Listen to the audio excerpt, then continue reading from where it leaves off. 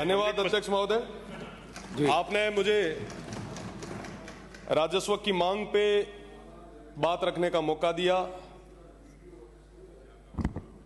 पूरे राजस्थान में सबसे बड़ा अगर लैंड बैंक कहीं है तो वो बाड़मेर, जैसलमेर, बीकानेर और फलोदी में।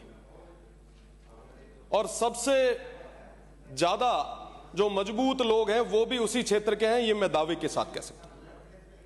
क्योंकि उस काल अकाल के उस दौर में 65 और 71 के उस दौर में उस अंतर्राष्ट्रीय सीमा को अगर मजबूत करने का काम किया तो वहां के लोगों ने किया। अकाल में भी और तमाम प्राकृतिक जो समस्याएं रही, अवरुद्ध रहे, उसमें भी देश को मजबूत करने का काम वहां के लोगों ने किया। पर आज उन लोगों के क्या हाल है? पिछले 700-800 सालों से जो जमीनें जो पूर्वजों ने शीश कटा के बचाई थी, आज अपने ही देश में उन्हें बचाने के लिए, अपने ही प्रदेश में उन जमीनों को, उन ओरणों को बचाने के लिए हमें संघर्ष करना पड़ रहा है। माननीय सभापति महोदय, अगर मैं राजस्थान की बात करूं तो 25,000 ओरणे हैं। लगभग अगर भूभाग के हिसाब से देखें तो 6 लाख हेक्टर जमीनें जो है ओरणों के रूप में हमारे पूर्वजों ने संरक्षित करके रखी थी। अगर मैं मारवाड़ की बात करूं तो 9,053 गांवों में 3,017 ओरणे हैं, जिनमें से 100 प्रमुख ओरणे सिर्फ एक जैसलमेर में। गाय जिसकी बात हम करते हैं, सनातन में करते हैं, अगर ये ओरण गोचर खत्म हो गई तो हमारी वो गोवंश कहां जाएगी? हम जिस अहिंसा की बात करते हैं, सभापति महोदय, आपके पीछे हमारे महात्मा गांधी की फोटो है। आज उन्हीं के देश में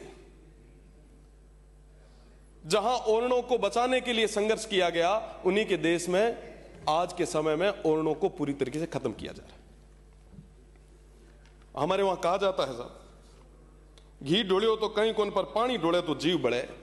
आज वो ओरण गोचर जिसके अंदर कई सारे हमारे तालाब है, आगोर हैं, आज उनको पूरी तरीके से खत्म किया जा रहा है। ये बहुत गंभीर विषय है और आज उनको लेके कोई बात करना नहीं चाह रहा। उन ओरण गोचर को लेके किसी तरीके की कोई पॉलिसी नहीं है। आप सीधा जमीनें अलॉट कर रहे हैं। जब एक्साइज की पॉलिसी है, हर एक डिपार्टमेंट की, दारू जैसे डिपार्टमेंट की आपने पॉलिसी बना रखी, तो लैंड अलॉटमेंट की आप कोई पॉलिसी क्यों नहीं बना रहे? आपके हर कैबिनेट मीटिंग में आपने लैंड अलॉट की है। ये जमीनें किसकी है साहब? ये कौन लोग हैं? आज विकास के नाम पे उन तमाम लोगों का गला क्यों घोंटा जा रहा है, मैं प्रदेश की सरकार से पूछना चाहूंगा। एक समय था जब कोई भी लैंड अलॉट होती तो उससे पहले पंचायत से एनओसी ली जाती थी।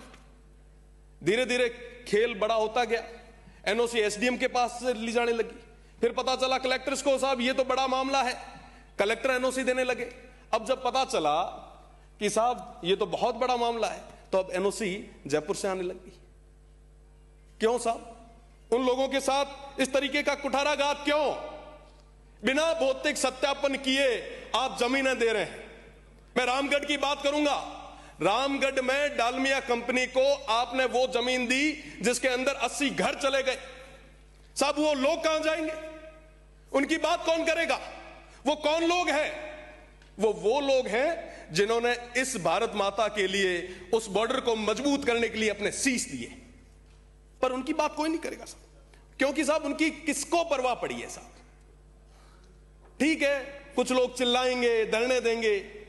सरकारों से मेरा निवेदन है, चाहे वो पक्ष हो चाहे विपक्ष हो, ये वो लोग हैं जो हमें जिता के यहां तक भेजते हैं। हमें ना कोई कंपनी यहां पे भेज सकती है, ना कोई बड़ी उपक्रम, कोई सरकारी उपक्रम यहां पे बना के हमें भेजेगा। वो लोग रहेंगे तो हम रहेंगे। मेरा विशेषकर निवेदन है प्रदेश की सरकार से कि इस और सोचें, और वो तमाम लोग जो फेंसिंग से पहले भी उस बॉर्डर को मजबूत करने का जिन्होंने काम किया, आज वो बॉर्डर खाली करके बाहर जा रहे हैं, पलायन हो रहा है। उस पलायन को रोकने के लिए, इस गोचर ओरण को बचाने के लिए, इस अनैतिक अलॉटमेंट को रोकने के लिए आप एक विशेष नीति बनाएं। मेरा निवेदन है, पशुधन जो लगभग आप लोग जयपुर में मीना बैठा हो ना, हमेशा बात करो कि साहब देसी घी जीमणु है, वो देसी घी थारूगा बॉर्डर माथे आवा। आज अगर इस तरीके से लैंड अलॉट होती गई, ये गोचर ओरण खत्म होती गई, अगर ये गोवंश खत्म हो गया, तो आने वाली पीढ़ी आपके देसी दूध और देसी घी के लिए तरसने लग जाएगी। ये साहब बहुत बड़ी समस्या है। इसके बारे में ये पक्ष विपक्ष का मसला ही नहीं है साहब, ये पक्ष विपक्ष का मसला नहीं है, ये इंटरनेशनल बॉर्डर का इश्यू। मैं आपको निवेदन करना चाहूंगा, डीएनपी, आप लोग एक तरफ लाखों बीघा जमीन अलॉट कर रहे हैं, दूसरी तरफ 4 अगस्त 1980 को एक अधिसूचना आती है, डीएनपी के रूप में एक बड़े भूभाग को आपने रिजर्व कर दिया। आज देखें कि वो तमाम लोग 45 सालों से भी अधिक समय हो गया मूलभूत सुविधाओं के लिए तरस रहे हैं। उनकी 1% भी आबादी विस्तार नहीं हुई। वो ना सड़कें बना सकते हैं, ना वहां पे बिजली पानी आ सकता है, ना वो केसीसी ले सकते हैं। अगर मैं बात करूं प्रधानमंत्री आवास की, तो आज के समय में वहां पे आवास तक नहीं बन सकता। एक तरफ तो आप लाखों बीघा जमीनें उनको दे रहे हैं, और दूसरी तरफ वो तमाम लोग जो 45 सालों से आपकी तरफ एक बड़ी उम्मीद के साथ देख रहे हैं। आज के समय में उनका परिवार बढ़ रहा है, पर उसकी चिंता कौन करे साहब? कोई बात करने के लिए तैयार नहीं। स्कूल, अस्पताल, मोबाइल, इंटरनेट से लेके तमाम चीजों के लिए, मूलभूत सुविधाओं के लिए वो लोग तरस रहे हैं। आप ये जो विकास के नाम पे विनाश कर रहे हैं ना साहब, आज हर गांव में, कई माननीय सदस्य पहले भी बोल चुके हैं, आज के समय में हर कॉन्स्टिट्यूंसी की यह स्थिति है कि हर जगह मल्टीनेशनल कंपनीज बड़े बड़े टावर, हाई टेंशन लाइंस लगा रही। आप लोगों के पास आते भी होंगे साहब, उनकी बात कौन सुनेगा? वो किसान जो मजबूर है, उसको आज लाठी के जोर से दबाया जा रहा है। आज जरूरत है कि हम उनकी बात को सुने। सोलर जरूरी है, विकास जरूरी है, पर साहब उसके लिए कोई अलॉटमेंट, कोई पॉलिसी तो आप ले आओगे ना। आप रोजगार दे रहे हो ना, बिजली को लेके आपका कोई स्पष्ट रुख है, किस तरीके से आप करेंगे साहब? ये आखिर कब तक चलेगा? मेरा निवेदन है कि कई सारे गांव, जिनमें मुख्य रूप से रागवा, सेहुआ, जोगा, तेजपाड़ा, सोनू, सांखला, सुल्ताना, अर्जुना, घंटियाड़ी, रामला, साधना, भोजराजी की ढाणी, हेमा, नेतसी, पारेवर, ये सारे वो गांव ऐसा जो आज पलायन पे मजबूर हो चुके हैं।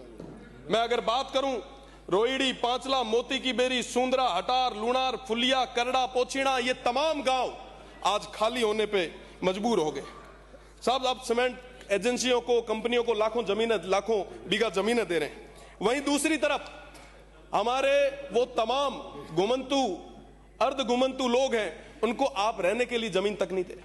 मैं बात करूंगा बावरी समाज की, मैं बात करूंगा गाड़िया लोहार समाज की, बंजारा समाज की, गवारिया समाज की, कालबेलिया समाज की, जोगी समाज की, भाट समाज की, रबारी और रायका समाज की, गरडिया समाज की, सरगरा समाज की, ये तमाम लोग जो आज भी आपकी तरफ उम्मीद के साथ देख रहे हैं कि साहब हमें जमीन देंगे, पर नहीं, हम इनको जमीन नहीं देंगे। आज प्रदेश की सरकार की क्या मजबूरियां हैं कि मल्टीनेशनल कंपनीज के आगे घुटनों पे बैठी है। आज प्रदेश की सरकार की क्या स्थिति बनी है कि इस प्रदेश को गिरवी रख रहे हैं। मैं प्रदेश की सरकार से पूछना चाहूंगा कि इन तमाम मल्टीनेशनल कंपनीज ने ऐसा कौन सा दबाव बनाया है जिसकी वजह से आप मुख्य दर्शक होकर बैठे हैं। आप खेजड़ी पे बिल लाने की आपने बात कही, आखिर कब तक आप उन तमाम लोगों को गुमराह करेंगे? आप वो बिल कब लाएंगे? प्रदेश की जनता पूछ रही है आपसे। आपने एक आदेश निकाला कि साहब हम पूरे तरीके से संकल्पित है कि खेजड़ी का पेड़ नहीं कटेगा।